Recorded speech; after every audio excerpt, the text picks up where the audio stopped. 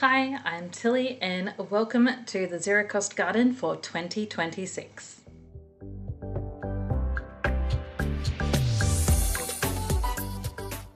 Hi, welcome back. This is episode 6 of the Zero Cost Garden.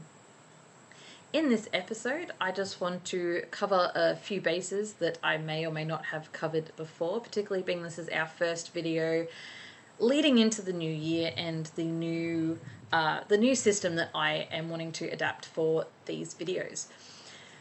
So I just want to sort of cover a little bit about myself. I want to cover what the zero cost garden is and what that particular term means to me and what I think is achievable this year. And then also just at the end, I want to go over the structure of the next dozen videos also and what you're hopefully going to learn and take away from this. Okay, so a little bit about me. I like to spend most of my time in the back garden, and I've been gardening now for 25 plus years or so. I've had my own raised garden beds that I started when I was 15, and I continued with them right until I left home, and we got a little townhouse, so I did the best I could with the space that I had, and then eventually we got this place that we are in now. And I have turned pretty much as much of the space I have into edible landscape as possible, though my husband has drawn the line at I can't take over this area anymore, though you can see my seedlings. I'm not allowed to take over that, and I'm also not allowed to take over the driveway, but I'm trying somewhat successfully. But we do need a space to put the cars. But that's that little bit about me.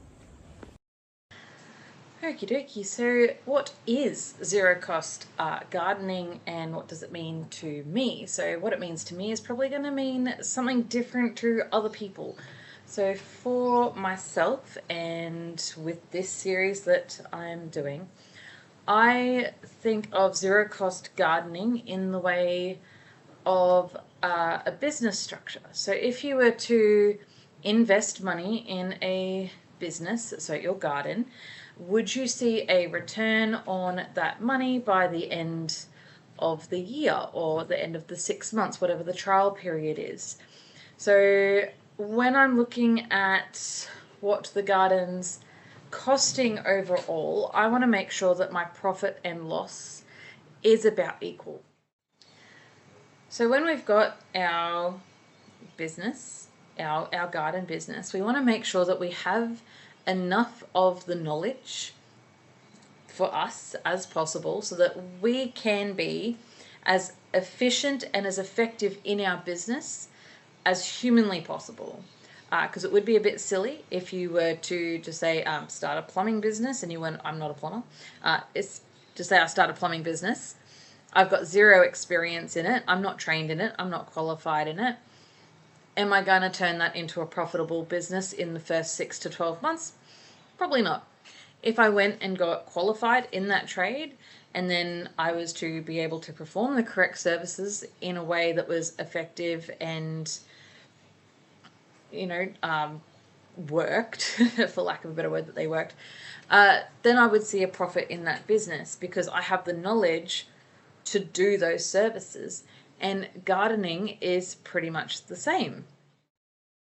Okay, so with the garden, to be able to grow effectively and efficiently, you're going to need some knowledge first, because if you don't have the knowledge to do the job effectively, you're not going to be very good at your job.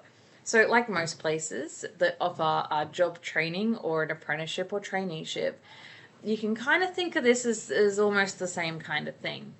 So I'm going to take you through some very basic information first, things that just come naturally for me. So when I am going into a garden and I'm looking at the space, it's things that I can just be like, yep, I know exactly what I'm going to do in the first 5 seconds of being here, because I already have that knowledge so deeply ingrained that I can come to those decisions really quickly. But someone without that knowledge won't be able to come to the decision as quickly as what I can. So by giving you this knowledge first before you start gardening, it means your garden is going to be much more efficient, and the harvest is going to be way more effective to get that harvest, because you won't have to troubleshoot so many things. So this series is going to take you through from the very first basics right up to what to do when you're harvesting your items. And the first, I guess, dozen or so videos are probably going to be me just talking at you. Maybe some showing of what to do. Mostly it'll be on time lapse, because doing things in the garden takes a long time, and you don't need to watch me dig for 3 hours. So that they'll start with a lot of theory. We'll progress into things where if you're following along at home and it's the same time of year, you can do those things in the garden. And as the garden progresses in age, and also as I've given all the necessary foundation skills, the series is going to turn into more of, I guess, like a garden journal, like a follow along garden journal, plant with me kind of series. So yeah, that's where I see things heading. So I'm really happy to have everyone along on board. If you've started with me from the beginning, or if you're jumping on board now, welcome. And I am going to enjoy sharing this content with you. And I am also going to enjoy sharing the journey with you. Feel free to put comments in, any questions that you have. And as we go along, we can share information as well.